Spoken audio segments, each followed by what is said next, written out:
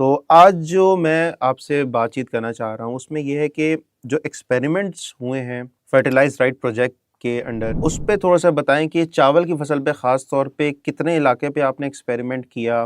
क्या एक्सपेरिमेंट था? क्या-क्या चीज़ें उसमें इस्तेमाल हुईं? तो थोड़ा-सा उसके बारे में जी, बताइएगा। बिस्मिल्लाहिर्रहमानिर्रहीम।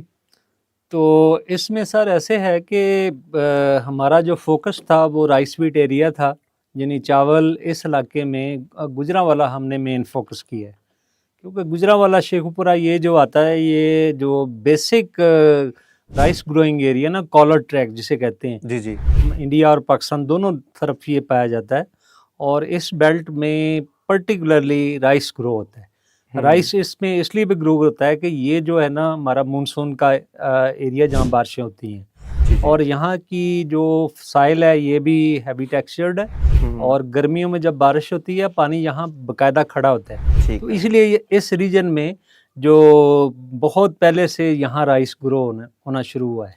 तो इस राइस में फिर एक ख़ास किस्म की खुशबू भी है जो हमारी बासमती वैरायटीज़ में जी, जी। आमतौर पे बिल्कुल, आती है, बिल्कुल, बिल्कुल। अरोमा आता है। बिल्कुल। और ये अरोमा इस मिट्टी की और इस क्लाइमेट की वजह से आता है। अच्छा, हाँ, इससे अब अगर आप इधर-उधर जाएँगे तो वो शायद ना हो, वो क्वालिटी नहीं आएगी। क्वालिटी नहीं आती।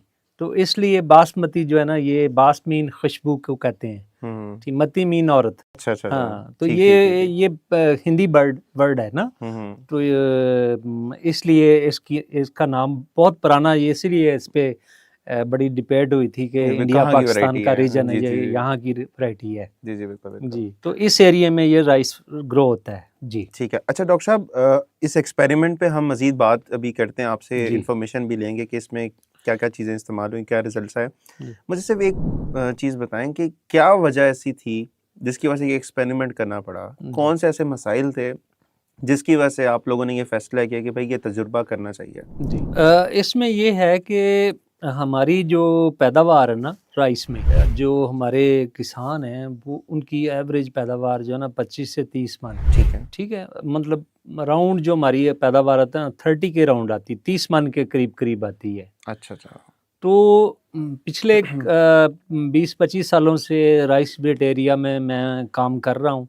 हमारे पास पहले भी ये एक यूएसडी का प्रोजेक्ट था जिसमें हम मुख्तलिफ तजर्बात करते रहे। तो ये चीज़ बात सामने आई है कि इसमें पैदावार को ना 30 मन से 40, 50, 55, 60 पे हम बड़े आराम से ले जा सकते हैं। यानी इस हुँ, 30 मन हुँ। को डबल कर सकते हैं। अच्छा। उसमें आपने खर्चा ऑलमोस्ट वही करना है, खादें आपने उतनी जो आम डालनी तौर पे है किसान कर रहा है। जो किसान कर रहा है, अच्छा, अच्छा, ठीक है अच्छा, ना? अच्छा। उसमें यही होता है कि खाद कितनी डालनी है, किस वक़्त, यानी ये बेसिकली मैनेजमेंट है। खुराक हुँ, होती है हुँ, ना, हुँ। असल में बात ये होती है कि जैसे हमने पहले भी किसानों के साथ काम किया, तो एक किसान की मिसाल देता हूँ, वो पैदावार उसकी बहुत हाई आती थी।